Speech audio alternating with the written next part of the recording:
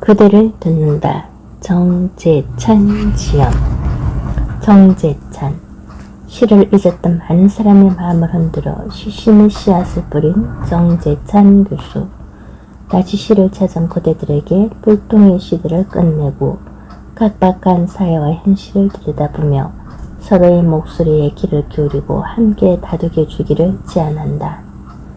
김재동의 톡투유, 어쩌다 어른 등에서 여러 세대를 어우르며 현실에 맞닿은 이야기를 나누고 시를 소개하던 저자의 따뜻한 목소리를 만난다.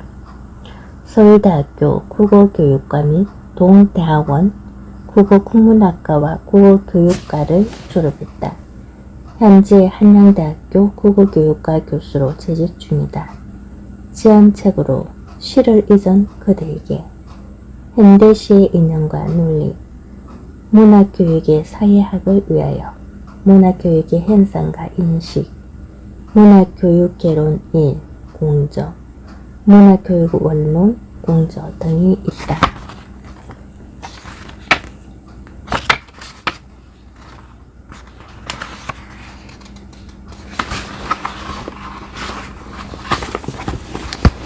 시가 주는 위로, 마침표 하나. 누구에게나 상처 주고 상처받은 나날들이 있을 겁니다. 지우고 싶었던, 거의 잊힌 듯 싶었던 앙금처럼 가라앉은 지난 기억들. 허나 어쩌다 한번 희저으면 검새 흙탕물처럼 일어나고 맙니다. 나이 먹는다고 달라지는 법이 없습니다. 해야 하는 그런 겁니다. 말끔한 인생은 없습니다. 그래도 인생은 매번 다시 시작하는 겁니다. 그러려면 내 잘못도 바로 보고 나만 그런 게 아니라는 것도 알아주어야 합니다. 타인과 자신에 대한 애령과 연민이 소중한 것은 그것 때문입니다.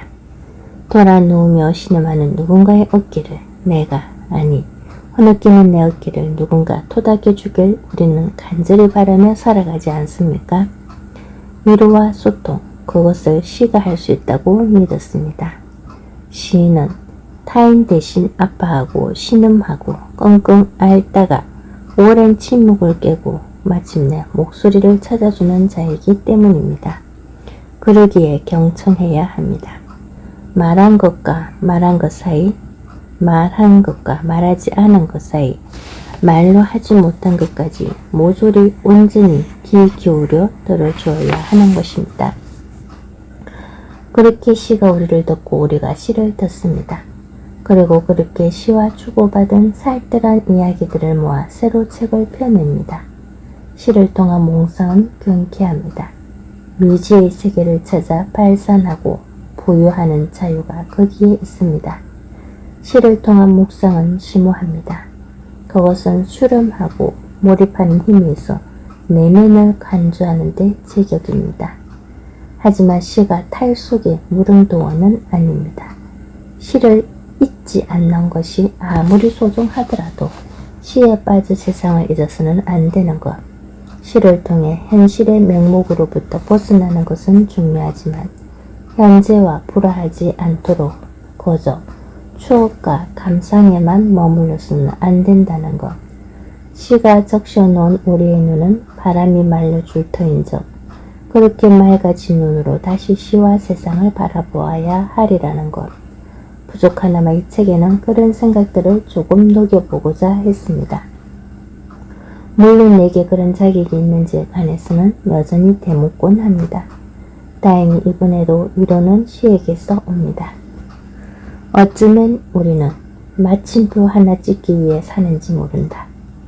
삶이 온갖 장가지를 뻗어 돌아갈 곳마저 배신했을 때 가슴 깊은 곳에서 꿈틀대는 건 작은 마침표 하나다.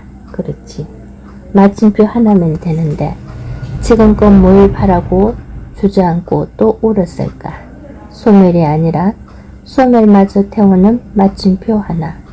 비문도 미문도 결국 한 번은 찍어야 할 마지막이 있는 것. 다음 문장은 그 뜨거운 신념부터다. 아무리 필요한 삶에게도 마침표 하나. 이것만은 빛나는 희망이다. 향규관 마침표 하나. 시가 주는 위로는 이런 겁니다. 그래요. 마침표 하나 찍는다고 생각하면 됩니다. 마침표 찍힌 문장 저마다 존재 이유와 역할이 있듯 크든 작든 잘났든 못났든 모든 마지막은 눈물겹습니다. 마지막은 패배가 아니라 맺음이지요. 행여 다음 문장을 또 쓸 수 있다면 더 빛나는 희망이겠고요. 그러기 위해서라도 이젠 정말 마침표를 찍어야겠습니다. 다만 이 땅의 시인들에 대한 감사만은 맞출 수가 없겠습니다. 하염없이 듣겠습니다. 그대의 목소리와 그대의 침묵까지도. 2017년 5월 한양에서 정재찬.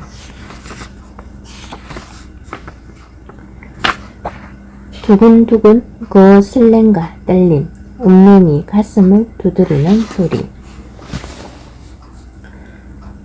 인생의 굽이굽이 들려오던 그 소리, 두근두근. 소시적 간단하고도 분명하게 배웠던 게 얼성어와 어태였건만 생각할수록 구별이 만만찮다. 실제로 보글보글이라는 단어는 얼성어로도 어태어로도 쓰일 정도니 말이다. 문제는 감각의 분화가 잘 이루어지지 않아 그게 어느 감각기관에서 느껴지는지 헷갈릴 때 일어난다. 내 경우 두근두근이 그렇다. 머릿속으로야 그것이 어태어임을 모를 리 없건만 두근두근을 몇 번만 반복해 소리내어 보면 글쎄 가슴팍에서 소리가 내 안에서 가슴을 두드리는 소리가 인생의 굽이굽이 삶의 굽이마다 나를 두드리던 그 소리가 선뜻 들려오는 것이다. 일단 그 소리가 들려오면 가슴 졸이던 그때의 전경이 절로 눈앞에 펼쳐지고 조그만 용을 쓰면 그때의 아련한 항래마저 다시 불러올 수 있다. 그러니 두근두근은 내 오감을 흔들며 추억을 반추하고 회상하게 하는 단어 하나로 이루어진 마법의 신셈이다. 그러니까 두근두근은 초등학교 시절 체육시간 친구들이 다 지켜보는 가운데 띵틀 높이뛰기에 도전할 차례가 되어 입을 앙다물며 도움 닫기를 시작하는 순간 가슴속에서 구동치며 들려오던 바로 그 소리 같은 거다.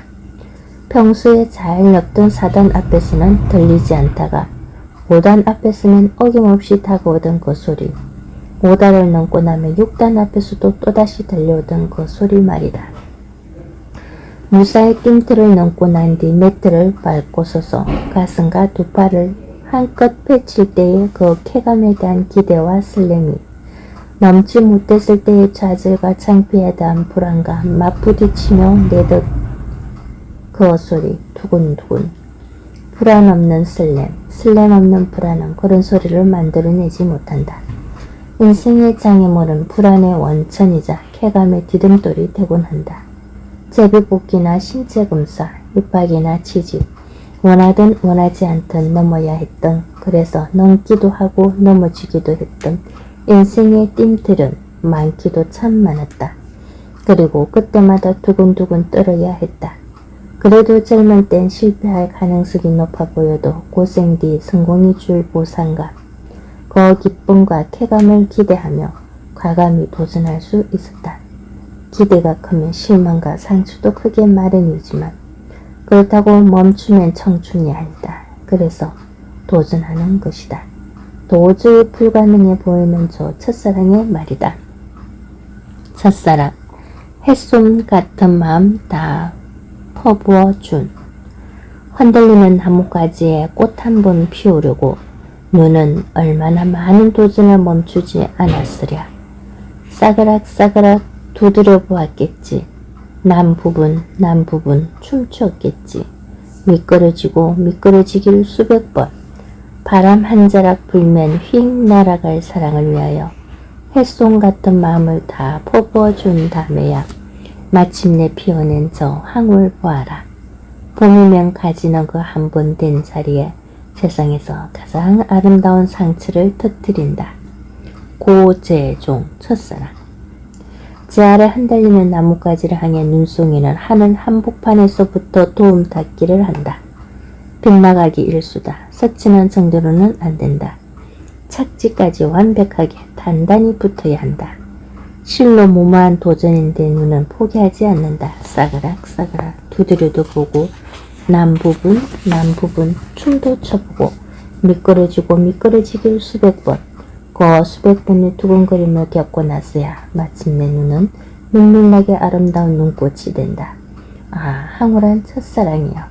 두근거리지 않은 사랑이 어디 있으랴만 첫사랑의 두근거림은 세월이 한참 지나도 가슴에 여진이 인다. 어쩌면 첫사랑을 못 잊는 게 아니라 첫사랑의 두근거림을 못 잊는 것일지도 모른다. 하지만 그때 어찌 알았으랴. 햇솜 같은 마음 다 퍼부어 주었건만 눈꽃처럼 아름다운 첫사랑은 그 운명 또한 바람 한 자락 불면 휙 날아갈 눈꽃처럼 지고 말리란 것을. 그래, 눈꽃은 꽃이 아니다. 첫사랑은 사랑이 아니다.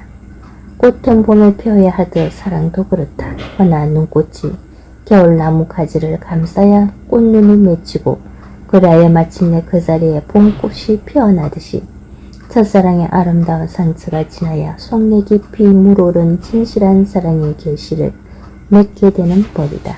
그건 한 30은 돼야 안다. 꽃이 피는 건 힘들어도 지는 건 잠깐이더군. 골고루 쳐다볼 틈 없이 니만 번 생각할 틈 없이 아주 잠깐이더군. 그대가 처음 내 속에 피어날 때처럼 있는 건 또한 그렇게 순간이면 좋겠네. 멀리 솟는 그대여, 산 넘어가는 그대여. 꽃이 지는 건 쉬워도 있는 건 한참이더군. 영영 한참이더군. 최영미, 선운사에서. 그렇게 힘들게 핀 꽃도 지는 건 순간이다. 겨우내 눈꽃 맺어 춘삼을 겨우겨우 피워낸 꽃이라면 암만 못 가도 석 달 여름은 가야 마땅하지 싶은데 예부터 이르기를 하무 11옹이라 백일은 고사하고 열흘 붉은 꽃도 드물다. 그러기에 꼭 구경 약속은 미루는 게 아니다. 가끔은 사랑도 그렇다. 피는 건 힘들어도 지는 건 잠깐인 꽃처럼 공던 탑인 줄로만 알았던 사랑도 순식간에 무너져 내리곤 한다. 열병처럼 알았던 사랑조차 헤어질 때 이유는 가령 이런 것이다. 어제쯤은 왜 전화 안 했어? 사랑이란 게 뭐 이런가? 서른이 되면 그 정도는 알게 마련이다. 최영미 시인의 저 시가 실린 시집 제목이 서른 잔치는 끝났다. 1994년. 인게 우연이 아니다. 한데 그런 생각이 들 때쯤 시인은 다시 또 고개가 갸우뚱해진다. 지는 게 이리 쉬우면 있는 거라도 쉬워야 할 거 아닌가. 그런데 있는 건 한참이다. 영영 한참인 거다. 사랑이란 게 대체 뭐기에 이런가. 그건 서른이 아니라 마흔이 돼도 모른다. 어느덧 지천명의 나이를 훌쩍 넘고 나니 이제야 비로소 사랑도 인생도 뭔지 조금은 알 듯한데 두근거림이 영 예전 같질 않다. 동창 모임에서 한 친구 말 봄이 오긴 온 모양이라고 아무 일도 없는데 가슴이 두근거린다고 제법 낭만적으로 일컬었겠다. 그래서 의사 친구가 말했다. 부정맥 검사 받아보라고. 젠장. 두근거림에도 시효가 있나. 아닌 게 아니라 최대 심박수를 계산하는 공식이 220 빼기 자기 나이 또는 208 빼기 0.7 곱하기 자기 나이라고 알려져 있다. 과학적으로 논란의 여지는 있다지만 나이가 심장의 두근거림과 관련이 있긴 한가 보다. 두근두근 17의 첫사랑. 인정할 건 인정하자. 역시 두근두근은 10대. 왜인지 모르지만 10대 중에서도 17살이 제격인 모양이다. 나는 가슴이 두근거려요. 당신만 아세요. 17살이에요. 가만히 오세요. 요리조리로. 파랑새 꿈꾸는 버드나무 아래로 가만히 오세요. 이 부풍 작사 전수린 작고 나는 17살이에요. 여러 가수가 간드러지게 불렀지만 이 노래는 아리랑 목동, 슈사인보이 등으로 당대를 풍미했던 그러나 지금은 많이 잊혀진 가수 박담마가 원조다. 실제 그는 나이 17살이던 1938년에 발표된 곡으로 원곡을 들어보면 알겠지만 비록 전통 재즈와는 거리가 있어도 빅밴드 스윙풍의 강한 사운드에다 밀고 당기는 창법을 구사하여 듣다 보면 저절로 드는 이의 가슴이 두근거리는 느낌을 받게 된다. 너무 올드한가? 그럼 영화 사운드 오브 뮤직 1965년은 어떠실지. 폰, 트랩, 가문의 장녀 리설과 우편 배달부 랄프가 요리 온실 같던 정원에서 첫사랑의 슬램을 노래한다. 먼저 랄프가 썸을 타며 프로포즈 삼아 노래를 던지고 그것을 받아 리즐이 답을 하며 이중창으로 넘어가던 노래. 이 노래는 뒤에 리즐과 마리아 선생님이 부르는 재창곡으로 다시 등장한다. 그 노래의 제목을 기억하시는가? 그렇다. 마침 또 17이다. 가슴 두근거리며 부르는 리즐의 노래말을 들어보자. 나는 곧 17 되는 16. 나도 내가 순진하단 걸 알아. 만나는 남자마다 내가 사랑스럽다 말할 테고 그럼 난 기꺼이 그 말을 믿겠지. 난 느리고 수줍고 두려워. 내가 이해할 수 없는 것들이 나보다 나이 많고 지혜로운 이가 필요해. 무엇을 해야 할지 내게 말해주는 너는 곧 18이 되는 17. 얼마나 아름답고 설레는 장면이던가.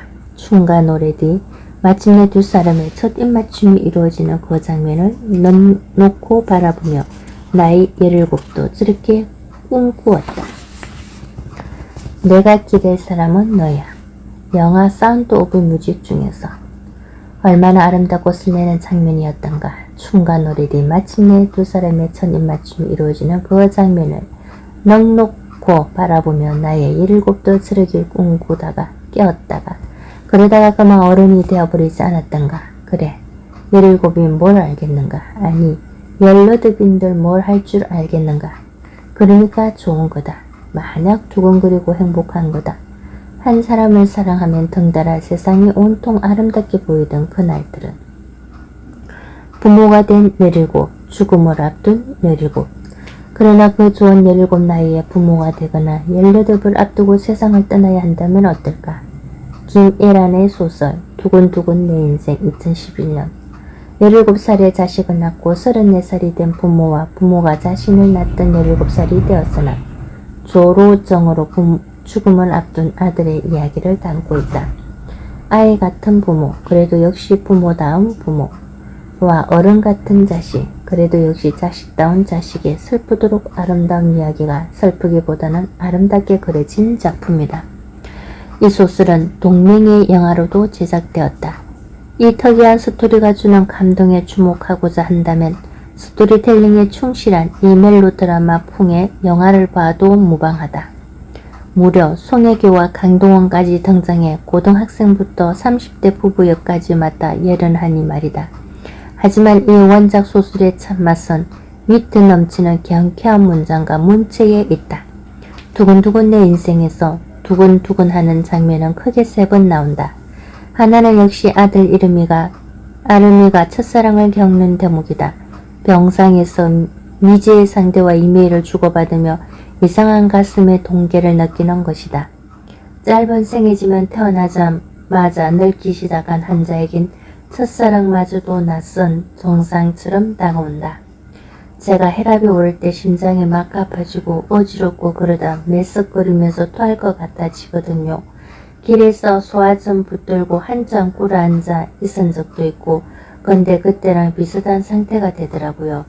김애란 두근두근 내 인생 중에서 그의 병약함을 고려한다면 이 말이 크게 과장은 아닐 것이다. 신기하게도 종종 심리적 증상이 육체적으로 발현됨을 우리는 경험으로 알거니와 그래서 때로는 처음 겪는 육체적 반응에서 자신의 심리상태를 거꾸로 추측하고 확인하기도 하지 않는가. 미처 몰랐는데 가슴이 두근거리는 것으로 봐 사랑하고 있음을 확인하는 것처럼. 왕년에 릴리 시스터스가 불러 크게 히트한 노래 영화 행복에서 황정민이 드듬드듬 기타를 치면서 임수정에게 불러준 그 노래. 작사라 김욱 작사 이현석 작곡이 바로 그런 식이다. 왜 그런지 가슴이 두근거려요. 그이만 보면 설레이는 마음을 달랠 길 없어 짝사랑하고 있나봐요. 주현미의 짝사랑, 이호석 작사, 김영강 작곡도 그렇다. 마주치는 눈빛이 무엇을 말하는지 난 아직 몰라. 난 정말 몰라 하더니 가슴만 두근두근하자 이내 깨닫는 것 아닌가. 아, 사랑인가 봐. 출산과 탄생, 그 신비한 두근거림. 하지만 아름이가 두근두근함을 느낀 것이 이게 처음은 아니었다. 사실 이 소설에서 가장 먼저 두근두근이 등장한 것은 아름이가 엄마 뱃속에서 탯줄을 통해 엄마와 자기 자신의 심장박동을 느낄 때였다. 그 순간은 이렇게 묘사된다. 시간은 계속 흐르고 축축하고 어두운 공간 속에서 내 몸은 자꾸 자라났다. 주위에선 쉴 새 없이 쿵쿵 하는 소리가 들렸다. 나는 그 소리를 귀가 아닌 온몸으로 들었다.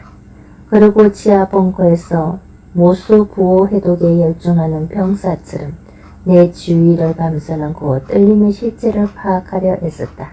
그리고 그 암호는 다음과 같았다. 두근두근 두근두근 두근두근.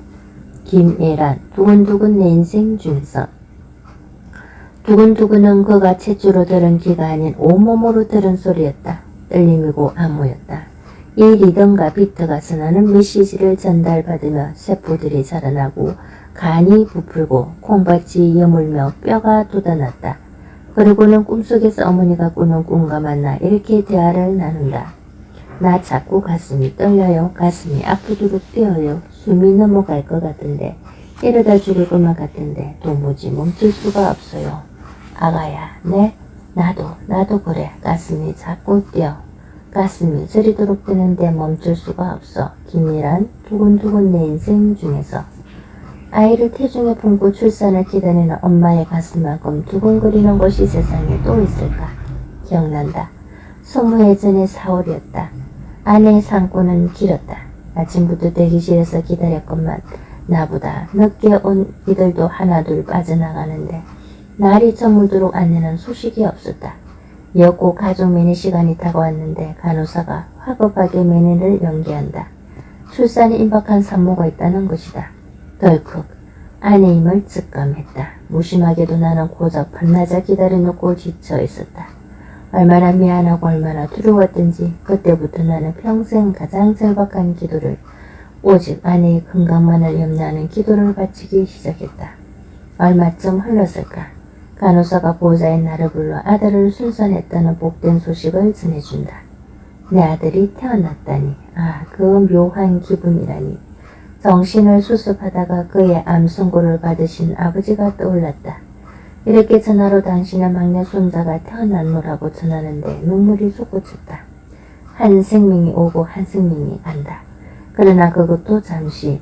아들이 밀차의 바구니에 실려 나타나는 순간 그만 나는 넋을 잃고 말았다. 처음 본 자식이 눈을 마주치며 빵긋 웃고 있는 것이 아닌가. 지금껏 아무도 이 말을 믿어주지 않지만 아, 아들아, 첫눈에 반한 내 사랑아. 하마터면 그새 또 아내를 잊을 뻔했다. 서둘러 꽃집에 달려가 꽃바구니와 감사와 축하의 길을 써서 회복실로 돌아올 때까지 나 또한 가슴이 저리도록 뛰는데 이 두근거림을 당치에 멈출 수가 없었다.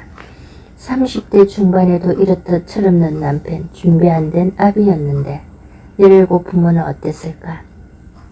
한데 그렇게 소중한 자식이 17에 나 이제 17된 자식이 꽃도 피워보지 못한 채 먼저 저 세상으로 가야 한단다. 아름이를 보내야 했던 부모의 심정은 나는 상상조차 할 수 없고 생각조차 하기 싫다. 다만 아들을 희생시키라는 신의 명령에 따라 아들 이삭을 모리아산으로 끌고 와서 번제의 제물로 바치려고 한 아브람에 대해선 키르케고르의 책 제목만 떠올려 볼 뿐이다. 두려움과 떨림. 인간의 감정을 모르는 무자비한 신이 아니었던 것.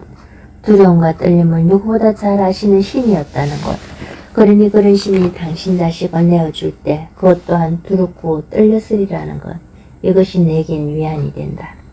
그 두렵고 떨리는 길을 이제 아름이는 홀로 건너야 한다.